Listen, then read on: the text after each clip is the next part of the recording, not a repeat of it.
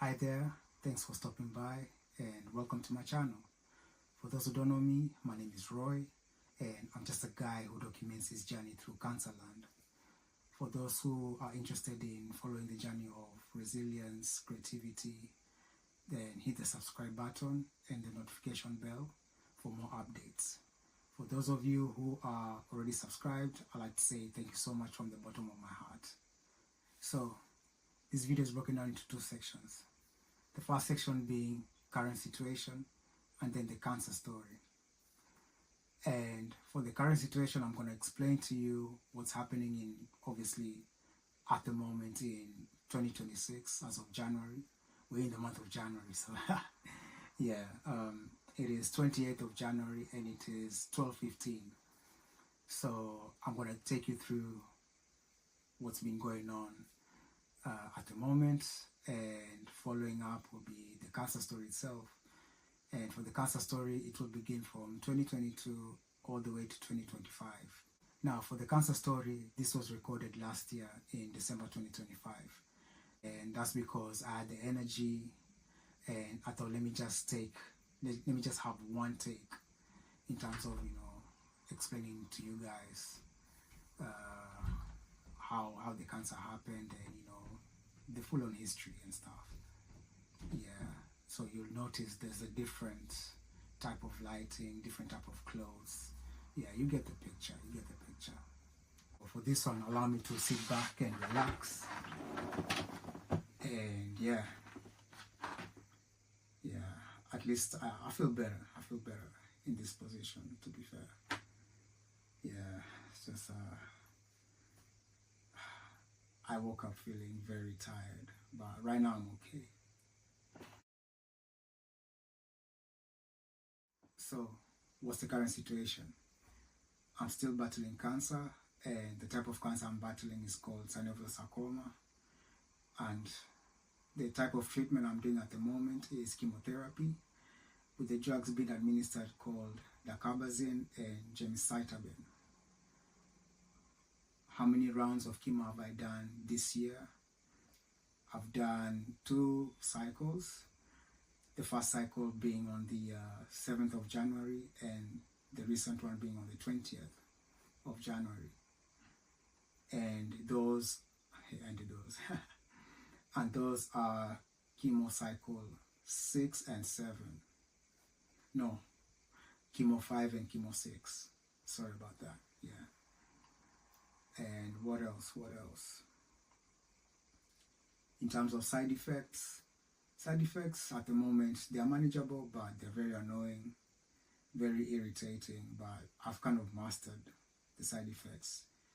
Hair loss, mouth sores, fatigue, and discoloration of palms. I mean, my palm is back, like you can see. It's a bit dark. Yeah, it's a bit dark, but not as dark as last year though. Yeah, my appetite has been okay. I'm drinking a lot of water, but usually when you're under chemo, the first 2 days is like, yeah, you can manage it, but then side effects kick in and the taste buds start becoming weird. The foods you used to eat are not really familiar to your tongue, and water isn't really enjoyable. That's why I normally have like juice next to me, or them fruit infused water like strawberry or watermelon, depending on the day and depending on how I'm feeling. Yeah. What else? Currently, I would say my medicine management has been better, has improved, and that's because I'm using, it has improved because I've got new smart devices, and I'm using 2 mobile apps. And let me make it clear, let me establish this. I'm an Apple fan, I'm an iPhone user. Not that I'm trying to sell Apple to you guys, but they've got such a good ecosystem. And because of that, I'm using their Notes app, and there's this app I downloaded called OMRON. Now with the OMRON app, I discovered it last year around December time, and this was me trying to figure out ways of managing my medication, ways of managing my health. Yeah, so in conjunction with the Notes app, I simply just, update my medication and just track my medication on a daily after chemotherapy. And then it goes hand in hand with the OMRON app. So I've got two just for validation, but the OMRON app, I normally use it for tracking my weight and my temperature. And on top of that, because I'm waiting for a blood pressure machine, I am waiting, it's going to be delivered in the end of the month, that kind of thing. Yeah, because obviously it's January. But as soon as it lands, I'm going to start using the blood pressure, and then it just updates on the app. Yeah, so I like that ecosystem, smart thermometer, smart body weight machine, and smart blood pressure machine. Yeah, because over the years, I've been using like a digital thermometer. I've been using a normal body weight machine. I never had a blood pressure machine back then. And they were accurate and stuff, but I needed something more. I needed to be part of the technology, part of the ecosystem, to keep track, to make life easier. I mean, technology makes life easier, right?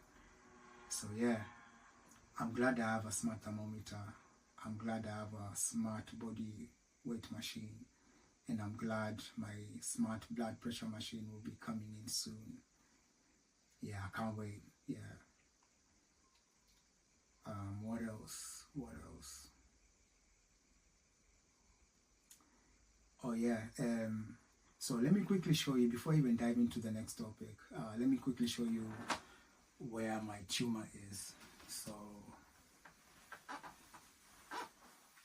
yeah, the tumor is on the left side, and I don't know about the measurements yet, but I'm going to be having a CT scan soon, so that will explain everything, and I'll make sure I keep you guys posted. And what you're seeing here is what I was going to actually talk to you guys about briefly. So this is an acidic drain, acidic tube inside my belly, and as you can see, my belly is a bit big, right? Cool. So what it is because of the inflammatory because of the inflammatory properties within the tumor, that is what is causing the excessive fluids in the belly, and that's why I have the acidic tunnel drain, or whatever, the tube inside my belly. So the situation is, district nurses come after every 72 hours. They come and visit my home, and they simply do the drainage for me. The range that usually comes out is normally between 450 ml and 950 ml, but the bottle itself is 100. The bottle itself is 1,000 milliliters. Well, that's a liter. That's a liter. Yeah. Yes, that's what the situation is. The next plan, the plan for the year, the plan is, yeah, I'm waiting for a CT scan, and there's conversations about radiotherapy. So the recent chemotherapy cycle that I did, I believe that's the last one, because I had a consultation, I had a meeting with my consultant, was it last week or 2 weeks ago? And we discussed the possibilities of doing radiotherapy in order to shrink the tumor down. But before that, obviously, I'll have to do the CT scan. I'll have to have a meeting with the radiologist to discuss what the plan is for the year. And then, yeah, I'm excited. I've created a PDF file which kind of basically showcases everything that we've discussed today. What you're seeing is all documented in a PDF file, so you can follow along. So yeah, it's got the links and everything. And also in the description underneath the channel, I'm going to leave the links anyway. But if you want to see the visuals, you want to follow the story, the cancer story, I've put pictures and stuff. Yeah, I've put bullet points. Yeah, it's like a long thing. Not really long, but yeah, you can follow along bits and bits, and yeah, nah, you know what I mean. You know what I mean. Yeah. So anyway, enough said. Let's get straight into the video. So see you guys.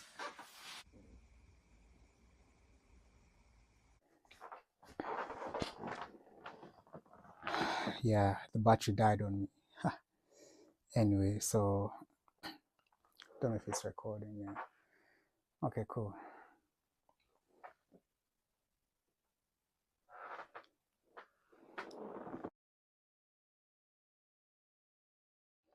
The year is 2022, and how was life like back then? Obviously, it's Christmas season. Everyone is buzzing, and at that time, I was working as a bartender in City of London. Great job, I must say. It was a great job, great experience, and that's because I was working Monday to Friday, no weekends. That was like the absolute best work-life balance I ever had, considering the jobs I've been doing, where you're working Monday to Friday, that kind of thing, while studying, right? Yeah, so at that time I was trying to transition into tech because tech has always been my passion, despite having a very strong background in business management and accounting and finance. And that's what I graduated in, if that makes sense. Getting this job was more of uh, giving myself the opportunity to transition because everything that I was doing in tech was self taught. I never went to uni for that. And God blessed me with the capacity to understand little bits of tech, and I'm still learning though. Yeah, so at that time, my knowledge was in markup languages like HTML, CSS, and I was trying to learn JavaScript. But with the network within the bar, I was able to find people who would mentor me in Python, and which was very helpful. Yeah, you know yourself, so I appreciate it. Yeah, so anyway, besides the story, so I've got a good job, good work life balance, Monday to Friday, no weekends. It enabled me to focus on my tech career. I was able to go to the gym, do some workouts, upper body strength, triceps, full on body workout. And yeah, dumbbells on dumbbells and dumbbells, stretching, you name it, you name it. And social life was amazing. I mean, I was drinking a lot and going and partying a lot. Yeah. Yeah, I mean, it was good times. It was good times. But anyway, besides the story, so December 2022, I can't really recall the exact date around that time, but it was at that time that I experienced mild back pain.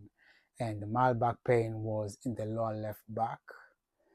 And this pain, I can describe it as it was a bit sharp but mild at the same time. And because of the hustling and bustling, trying to get work done, go home, go to the gym, I really just brushed off the pain. And my quick remedy was paracetamol most of the time. I didn't use any DP back then. And I remember having somewhat constant headaches at that time. But taking paracetamol here and there, it was simultaneously giving me relief in order to get back into the busy life, if that makes sense, right? Yeah. So that was it really in 2022. And there are those times where I remember when the back pain was a little bit persistent, I would request my manager for like 5 or 6 minutes to go downstairs and do a little bit of stretching. And then after that, I'll be fine.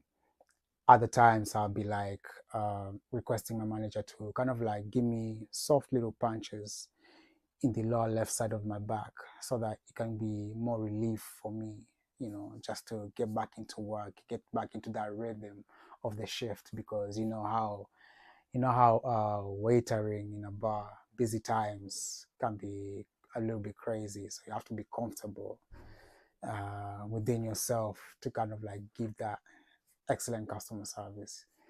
Guys in the industry, you know what I mean.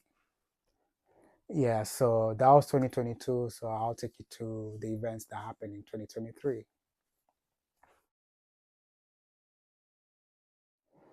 Now, the year is 2023, and I will take you to the month of February, right in the beginning. So that's when I got a new job, an office job, which was incredibly awesome.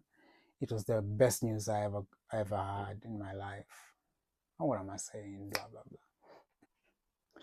The year is 2023, and I'll take you to February time. And February is the month that I got a new job in tech, which was awesome. Yeah, so this tech company, in my eyes, well, it's a tech company. Think of it this way, it's like a big organization, but with different subsidiaries with it. And the subsidiary that I was employed in was dealing with data management and recording, right?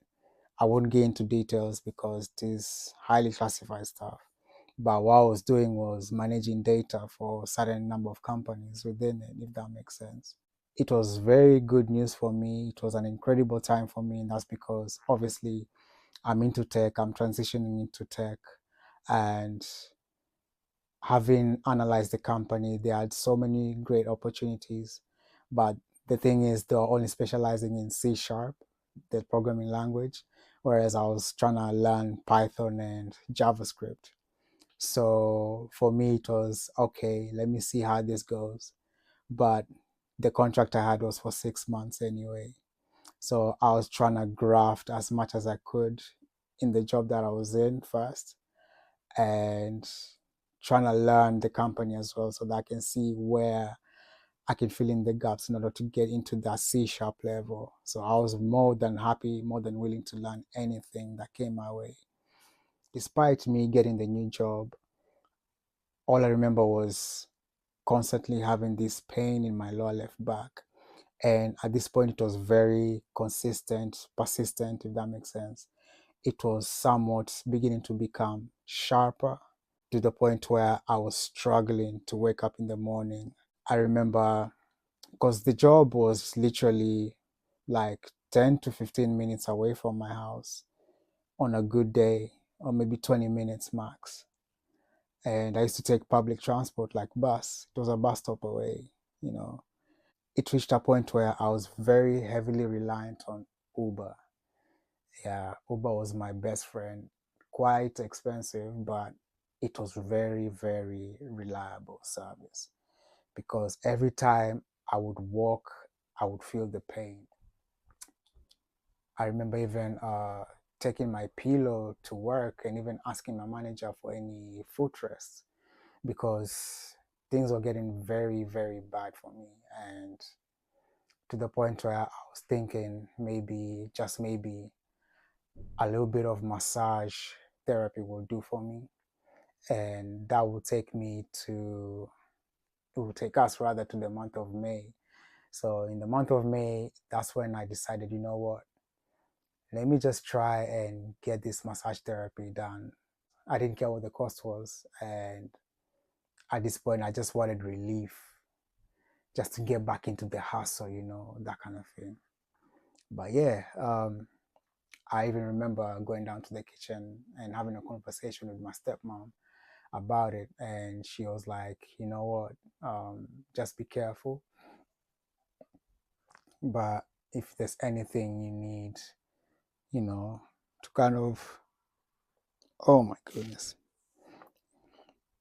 Yeah, she was like, yeah, just be careful. But other than that, if there's anything you need to keep you going in terms of your back pain, to get some relief, then yeah, go for it. And that's what I did. I booked a session locally. At first, the session was good. I felt some relief, but hell broke loose once I started to make my way home. Yeah, all I remember was as soon as I left the building, I really struggled to walk to the next bus stop that will take me home. And all I remember was sitting down on the pavement on the streets. Uh, I felt sick at some point, I threw up on the street. And I remember this was in Romford, by the way. So I went for massage therapy in Romford, and I live in Dagenham. So making my way to Dagenham was a bit tricky because I'm used to taking bus, and I'm walking in the city center. The city center is kind of like, there's different different types of shops, different places where you can relax. So I saw a bench right there, a metallic bench. I was like, yeah, I'm just gonna lay down there and just have a relief, have a time to myself. So I remember laying down flat on my back, trying to sit in different positions that could make me feel relief. People walk by me. Some will just walk past me, looking at me like, what's this weirdo sitting down here? And others will genuinely come and ask me, like, hey, are you all right? And I'll be like, yeah, I'm fine. I'm just laying down. Obviously, I didn't want any attention like that. Sometimes it can be embarrassing, that kind of thing, right? But yeah, all I remember was struggling to get home. But I remember going to my local Tesco's in Romford, and I bought some water. I got some, I think it was either one or two of them plastic bags, just in case, because I was tempted to take the bus, but I thought taking an Uber home would be much more safer for me. So I went and bought the water and the plastic bags just in case I fell sick in the car. And when I booked my Uber, I let my driver know that, hey, I'm not feeling well, just in case, and I've got this backache. And he understood as soon as he arrived anyway. So yeah, I remember going home. The journey was a bit rough because of the bumps, but it was all right. I could manage it. I arrived home safely, but before I opened the door, all I can remember was throwing up in the bag, and I let that business finish, and then I was good to go inside the house. And I went inside the house, said hi to everyone as normal, but I didn't want to alarm anyone. All I remember was struggling walking up the staircase, obviously holding a bag full of sick. And yeah, I know it's disgusting. My room is on the second floor, and all I remember was coming in, locking myself in, and the pain was just becoming worse. I decided, you know what? I don't want to lay on my bed. I just want to lay on the floor because somewhat it gave me like that relief. Like the keyword here is relief. Yeah, so I lay on the floor flat on my back, and it was the best feeling ever. My phone was on the right side of my pocket, and me thinking I was having relief, no, the pain became worse and worse. And don't get me wrong, like I'm not blaming the masseuse or anything. They did even tell me that these massages can be quite aggressive, and I was like, you know what, as much as you do it gently, I'll be fine. So I'm not blaming anyone. It was just me trying to find relief. But anyway, back to the story. So I'm in the house, I'm in my room laying flat on the floor. The pain is getting sharper and sharper. It's getting unbearable, excruciating at this point. So what did I decide to do? I reached out to my phone, and the first instinct was to call my half brother, who was downstairs. Me calling him, I was like, hey, you know what, bro? Don't get alarmed. It's just that I'm having this pain, and I would like your help to kind of assist me call the emergency services to come and pick me up because I really need that. I need that. And yeah, he did this thing, but he had to alert my stepmom. So stepmom came through, asked me a few questions, and yeah, eventually we made the phone call. Thanks to her, we were able to reach out to the ambulance team, and then they came, they did their thing. All I remember was breathing in some oxygen. I believe to some oxygen, but it kind of helped me to calm my nerves down. It really helped me a lot. I was somewhat high. Yeah, it gave me that high feeling, that kind of thing, right? But anyway, long story short, eventually found myself in the A&E, local A&E, and all I remember was waiting and waiting, but eventually I was seen. And from there, the first diagnosis was muscle spasm. Yeah, muscle spasm was the kind of like the first diagnosis in that case. Yeah, and I was given some medication to take home. And one of the medications was a disgusting one. It was I believe they call it suppository. Yeah, so it's one of those ones. Yeah, you take a pill and you shove it up in there. Yeah, ah man, the worst experience I've ever had. I've never experienced that, and doing it by myself was just yeah. You get the picture anyway. So suppositories, yeah, worst feeling ever. Other than that, later on in the year, the pain got on worse. Mind you, I was still able to go to work. Um, my concentration level at work was getting worse because of the medication. And at this point, I was relying on sick notes. So yeah, I will ask my GP for a sick note and then I'll take leave, that kind of thing. Things started to get worse. My performance at work wasn't that great. All I remember was visiting the GP, letting them know what I'm experiencing, that kind of thing. And there was a point where I was itching. So basically, let me show you, right? So at this point, like the lump wasn't forming, but I was having some rashes over here. And every time I was itching, and the itch was like really soothing but annoying at the same time. And yeah, and I was having constant headaches as well. And on top of that, the back pain too, right? And at this point, I was like, let me just visit my local pharmacy and make inquiries about the rashes that I was experiencing and the itchiness. And yeah, I went to my local pharmacy and they prescribed for me this cream called Urax or something of the sort.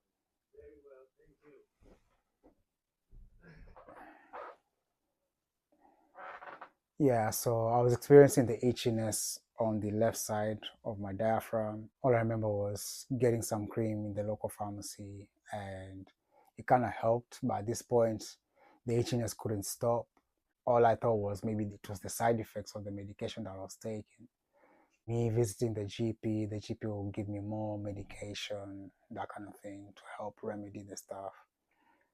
Uh, to the point where I had some serious side effects while working. I had some acid refluxes, um, that kind of thing. So it was messing up with my quality of work, my performance at work, to the point where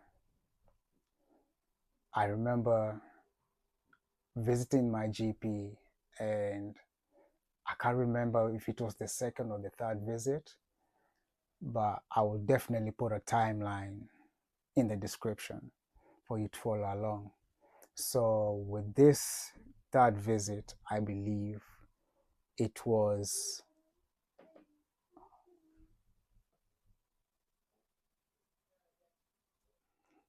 okay. So, where were we?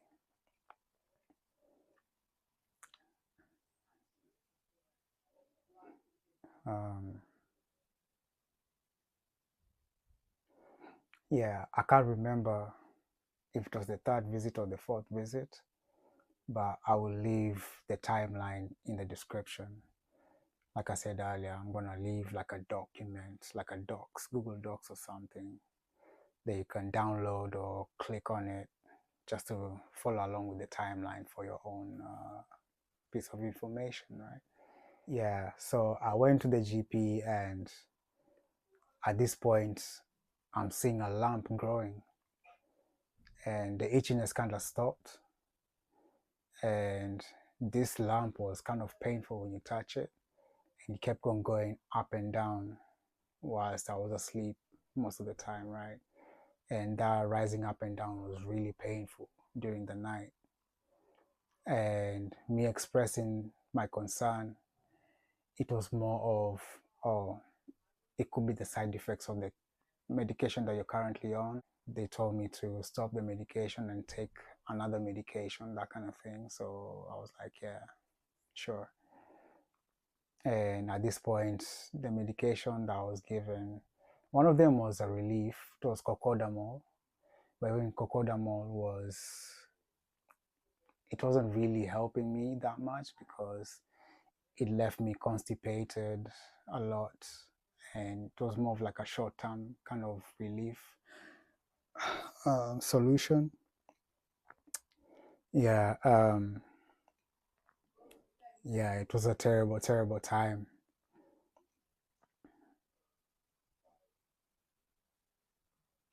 Mm, mm. Yeah, it was constant pain. It was constant pain. Yeah. Um, Fast forward, my fourth visit is when I believe God was on my side, because I was able to see two of the best GPs. I believe they were like top management. I can't really put them into ranks, but they seemed like managerial kind of experience, right? So they assessed my tumor. Well, at that time, it was just a lump. They assessed my lump. I didn't know it was a tumor. So they assessed my lump, and this doctor had you could see the concern in his eyes. And long story short, they believed it was something sinister, but they couldn't say what it is. Yeah, so the sinister, I think, was the cancer word, but they just needed to double check. But the word they used was sinister. And they gave me, that's when I was introduced to Oromorph, or in layman's language, what we call morphine. And morphine really helped me a lot. And they organized scans for me in order to get the assessment done. So the scans came in quickly, in good time. And eventually, yeah, and eventually I was able to be seen by another doctor in King George's Hospital around my borough. And from there, that's when uh, they made a referral for me to go to UCLH Macmillan Cancer Center. Yeah, so for further assessments. Yeah, it was at King George's Hospital that the consultant there told me, well, rather advised me to, no, what am I saying?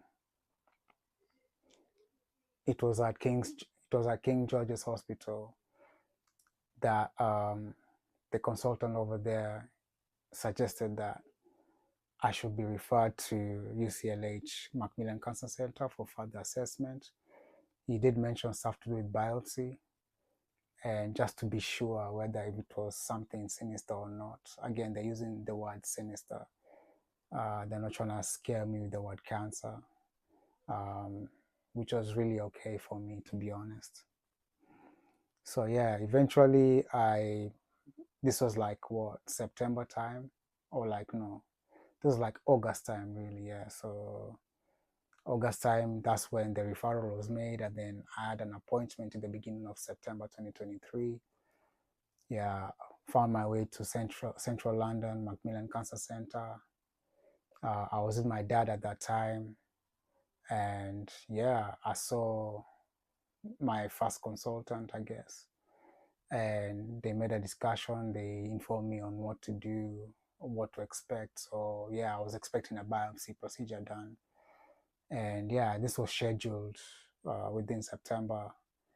The biopsy was really interesting. It was kind of like my very first procedure I've ever done in my life. So yeah, it was quite an experience. It was painful, but yeah, I've never seen that, and I was awake at that time anyway.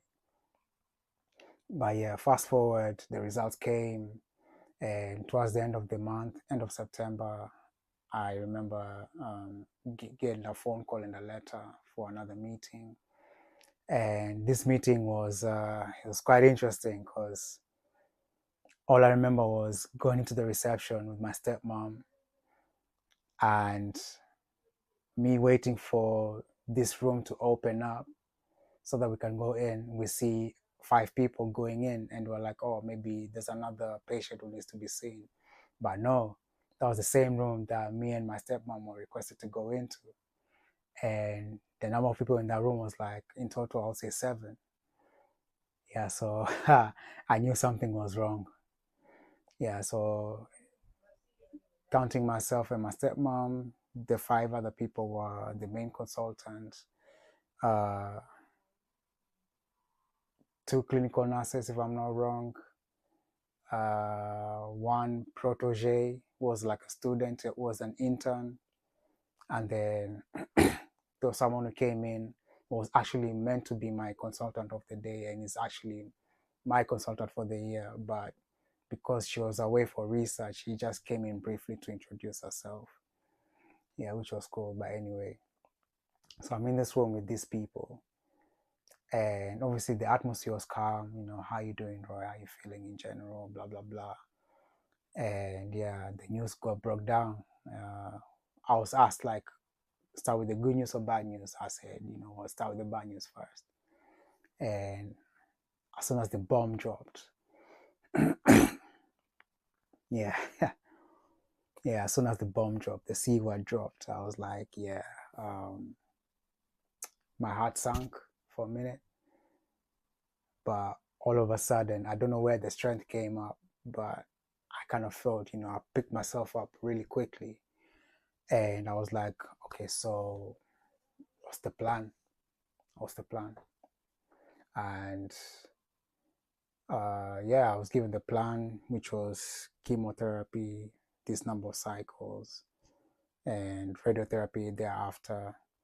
I was informed that based on the tumor location, which is on the left kidney, the kidney is considered like a delicate organ.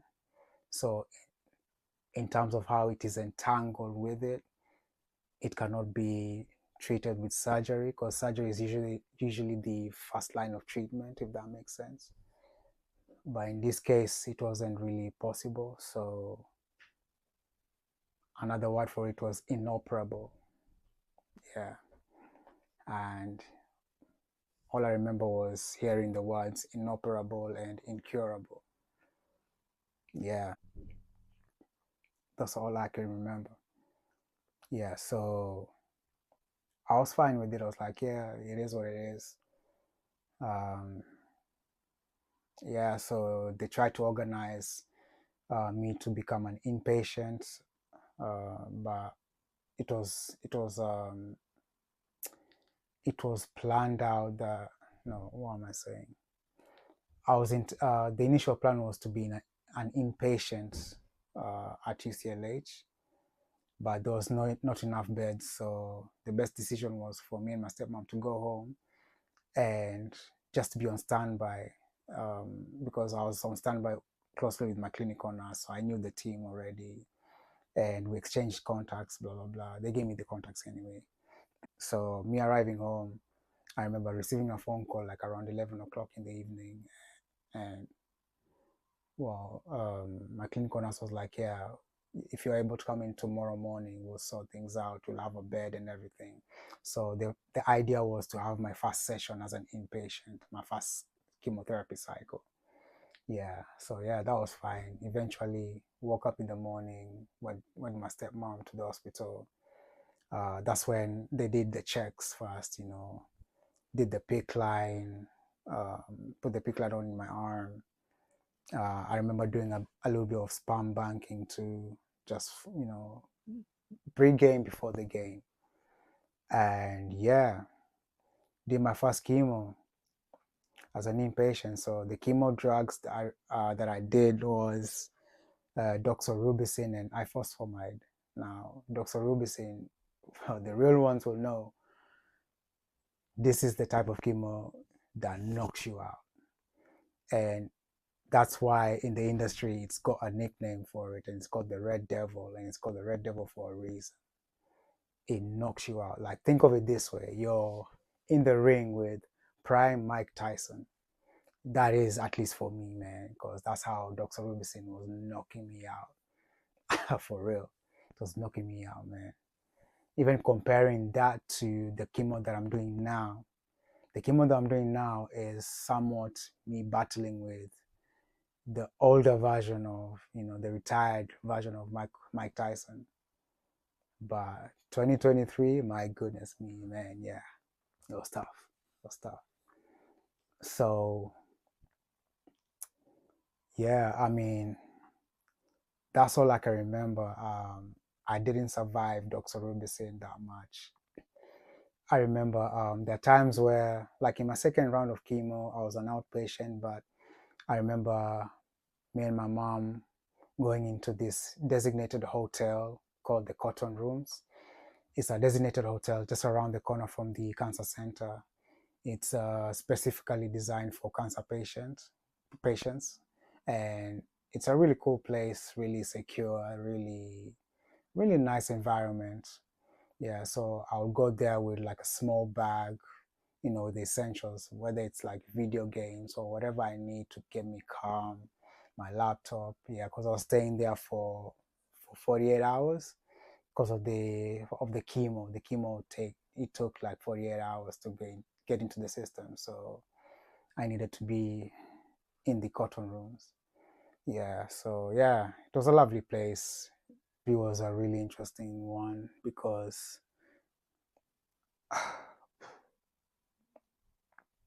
as much as I was scheduled for 6 cycles, I only survived 3. And that's because on the third one, I believe, sorry, yeah, on the third one, that's when hell broke loose for me. Like, all I remember was I was shivering, and while I was checking my temperature was spiking. Like, I think it was around 38, 37. And I was constantly shivering, having fever. I was like, what's going on in my body? And having admitted myself to my local A&E in Romford, um, it was discovered that I had sepsis. I think it was neutropenic sepsis. Yeah, so if I hadn't admitted myself on time to the A&E, things could have been worse for me or even catastrophic. Yeah, but yeah, I was lucky enough to be seen. But all I remember was staying for weeks. I think it was 14 days, if not 15, at Queen's Hospital. And my experience was just horrible. It was horrific. I was in constant pain. My temperatures were rising, spiking, heart rates, everything. Blood pressure was low. I didn't like the hospital food. Going to the toilets was horrible. I'm constipated. I'm being rushed to get out of the toilet. Like, I want to take my time. Like, what's going on? Toilets are not working. I mean, oh my goodness, people screaming in corridors because they're in pain. And it was just madness. I'm craving pizza. I'm craving chicken and chips, but I'm being forced to eat this hospital food. I'm trying my best to get home cooked meals, but my stepmom ain't having it. Like, what's going on? Oh man, it was a lot. It was a lot. It was a lot. Um, yeah, so eventually everything was sorted out, found my way home, and you know what? I was like, I feel fine, but I don't want to go through this again. Like, screw it. There has to be another way to receive treatment. There has to be another way to receive treatment. Yeah, so I kept on, searching, Googling. Obviously, you know how Dr. Google is, right? So, and then at that time, there was conversations of radiotherapy and new trials. So it was noise coming through right and left, back, forth, center, every direction. And this noise was irritating me. It was too much until the point where I was like, no, I want to do this for the sake of my happiness. I just want to remove everything that's coming my way. And I was starting to think, you know what? I don't want to continue treatment in the coming year. I just want to live my life. To hell with it. That's where I was at. And I was contemplating, I was drafting emails and saving them just to send them to my clinical nurse and be like, I appreciate your services, but I'm done with this treatment. Yeah. Um, the worst thing about the decision that I was making was trying to inform my parents, like my African parents, right? It was a real challenge. Yeah, there was tension, mind you. Like my dad is there, my stepmom is there, my half brother is there, and they couldn't see the point of view. All they could see was me being rude on how I was speaking to them, which was a bit funny. Yeah, because every time I was pointing fingers at them, like, hey, you don't understand.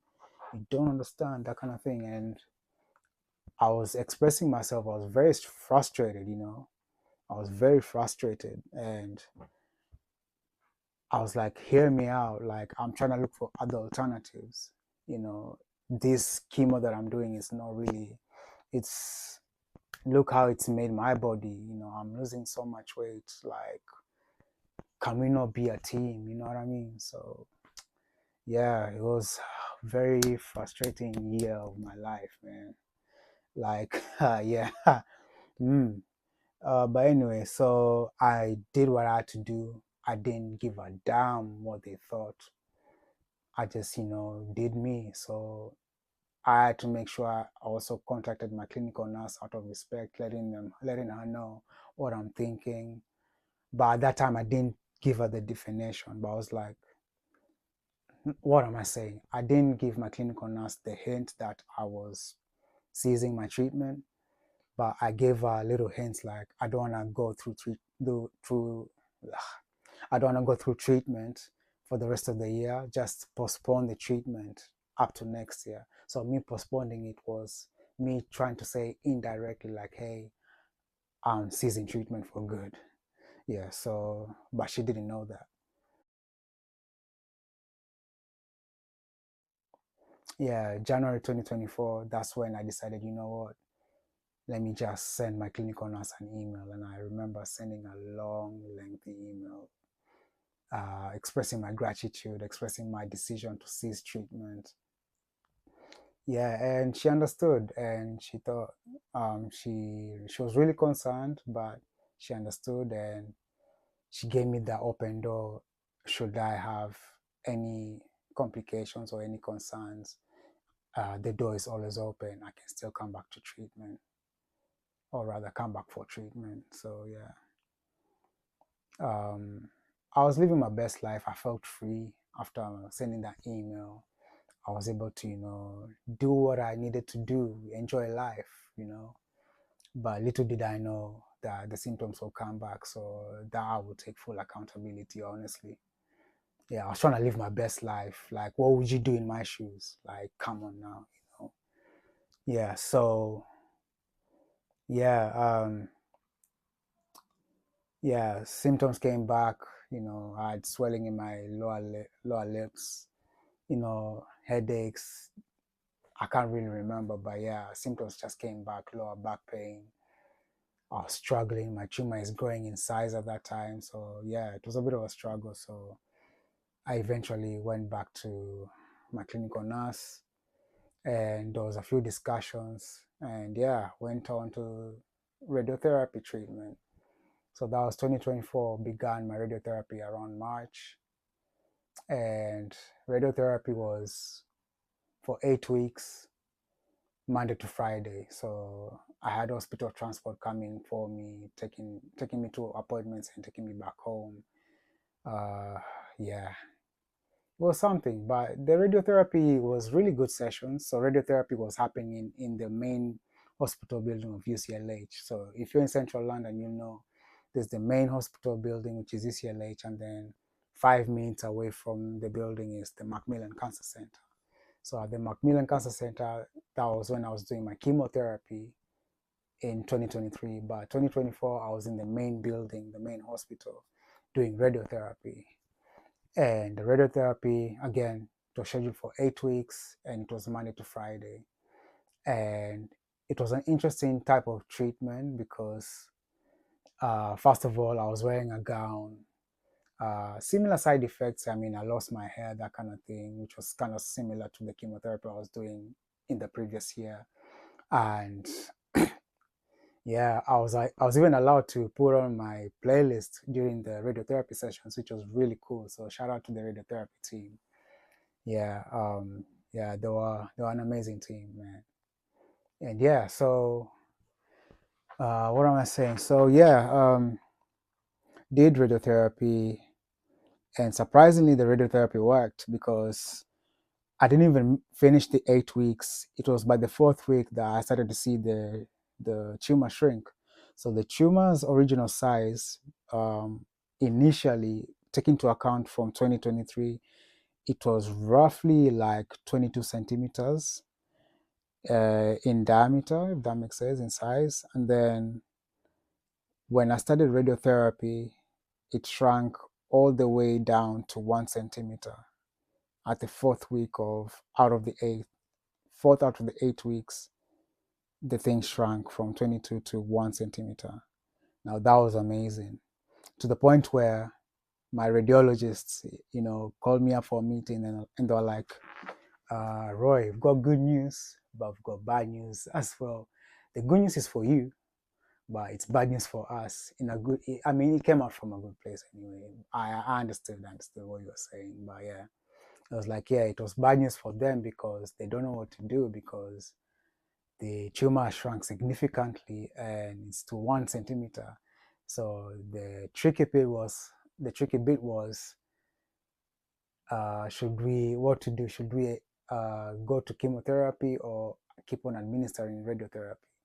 But administering radiotherapy would be risky. They wouldn't want to do that. So in the meantime, you're going to have this break, Roy, and we're going to figure things out and let you know in good time.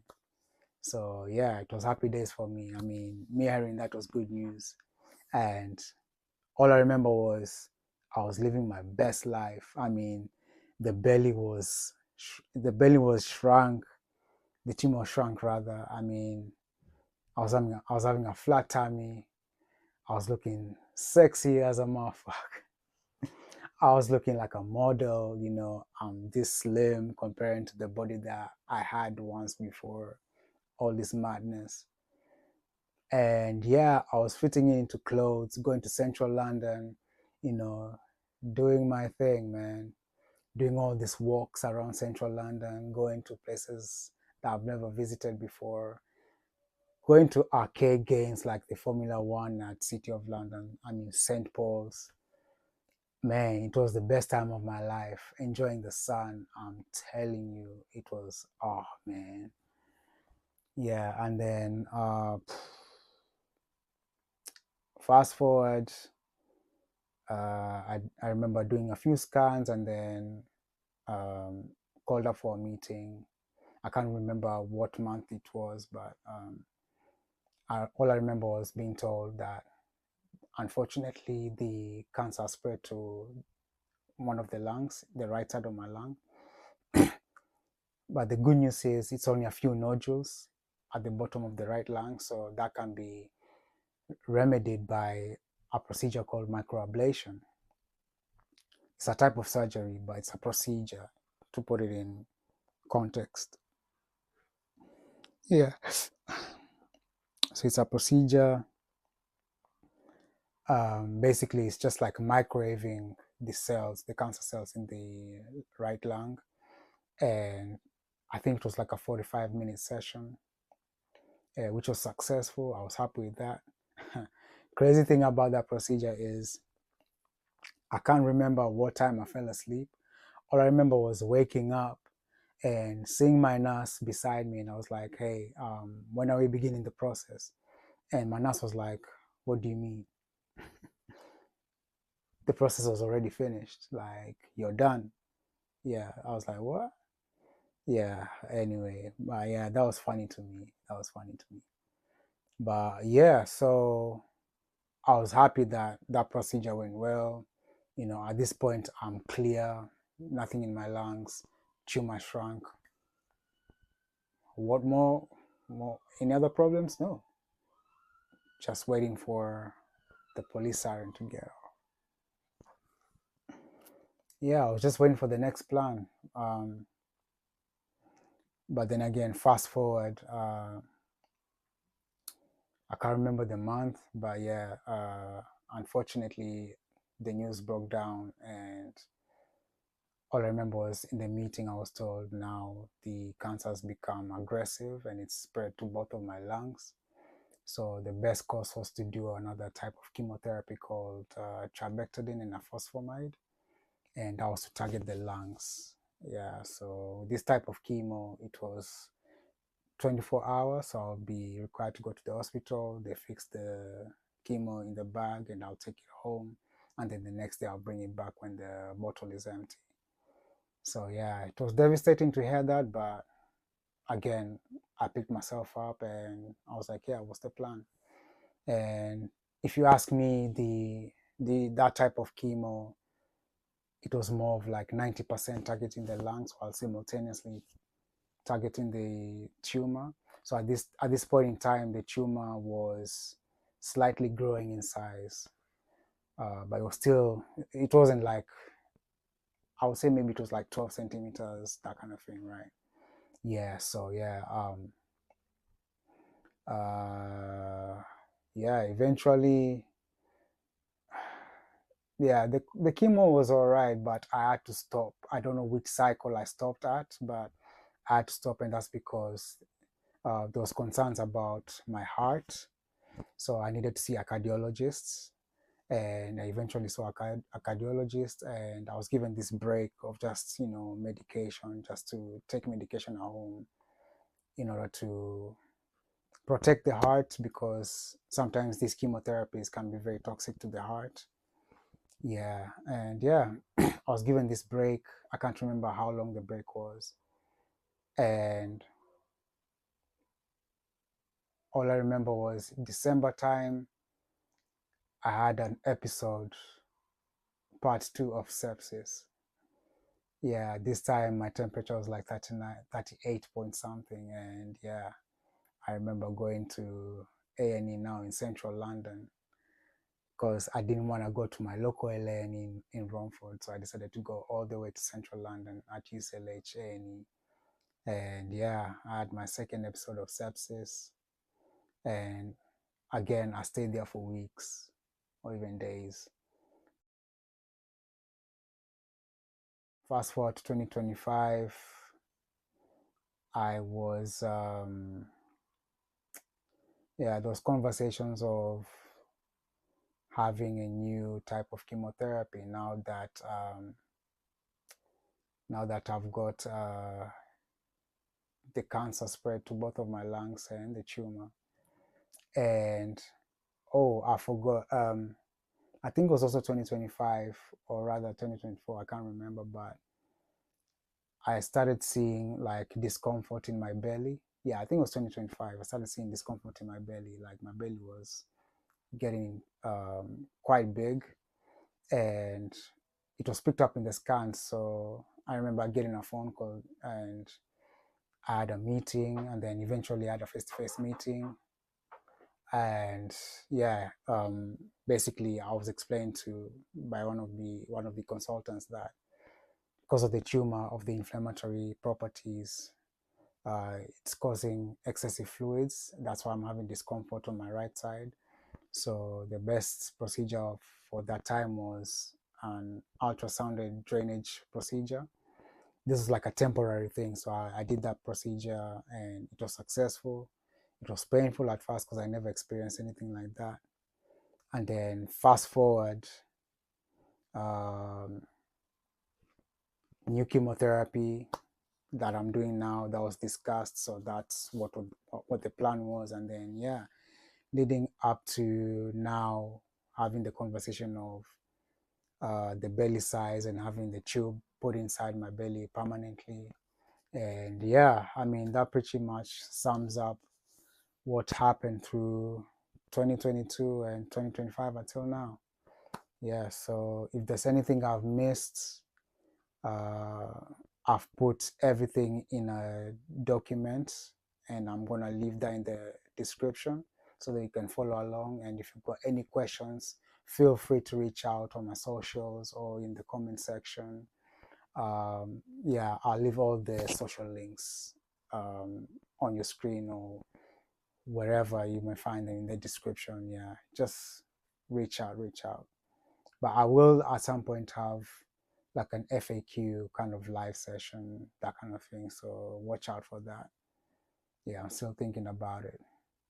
But yeah, that pretty much sums up what's the plan for the year. Well, obviously, family is here. I'm trying to enjoy Christmas as much as I can. And in terms of uploading videos, I mean, I did document my recent, not recent, but I did document some sessions I had for chemotherapy. I think it was the second and third cycle.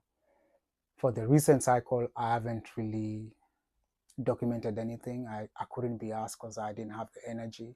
But I put them all together, and yeah, I'll share it with you guys. For those who have subscribed to my channel, I really appreciate you a lot. It means a lot. Please share if you can, share the story, help me to create awareness of this dreadful, dreadful thing called cancer, Synovial Sarcoma. No one, like, life over here is mad. Like, you sharing this story, it will help save a life. So you being part of the sharing, the commenting, the liking really goes a long way. So I really appreciate you, honestly. If you haven't subscribed yet, please do share, posts, anything that can create awareness. And you're being part of something big, bigger than you can ever imagine. So from the bottom of my heart, thank you so much. Yeah. New Year's resolution, that one I'll leave it. I'll leave it at some point. I'm not really thinking about that now. But I've got a few projects coming along, some bit of creativity. So, you know, yeah, be on the lookout for some creativity. And yeah, I'll explain that probably later on in the year or in the next year. But anyway, any parting shot that I have, all I'll say is health first, hustle second. That's what I'll say. Health first, hustle second. And the symptoms really to look out for are constant headaches, rashes around the same area. I would say maybe lower left back pain. I mean, any persistent pain that you're feeling around the body, especially like soft tissue areas. Like for me, it started with the lower left back. It could be anywhere. It could be on your knees, your shoulders. So if there's anything that you're feeling that it's persistent and it's not really remedied by, paracetamol or any other local remedy that you're using to relieve the pain, the persistent pain, just visit your local doctor or your local GP. It might or might not be cancer, but just have it in the back of your head that it could be cancerous, so that when you're going to the doctor, you know what to do, what questions to ask. Like, with these symptoms, could it be something else or could it be cancer? So you have in the back of your head, but you don't want to manifest it. You're keeping fingers crossed that everything's going to be positive. And this is the disclaimer. This is just a disclaimer. I'm not giving you advice on what to do. Your symptoms and my symptoms might be different. So me is just basically sharing with you what I've experienced. And the actions I could have taken back then was, if I experienced persistent pain, I should have gone to the doctors immediately. And maybe this thing could have, been prevented, but who knows? Yeah, so yeah. Anything that I feel like will be beneficial to you, I will definitely 100% leave all the links in the description. And oh yeah, I remember, I've got my story in the UK media. Yeah, my story is out there in the local newspaper. It came out like sometime in November. So I'll leave the relevant links to the media newspapers like The Sun, Yahoo, Apple News, you name it, the Daily Mirror, all of it. So yeah, I'll leave the media links below, and whatever else you need to know about that might be helpful for you. So yeah, thanks so much for listening, and yeah, may God bless you, and peace out.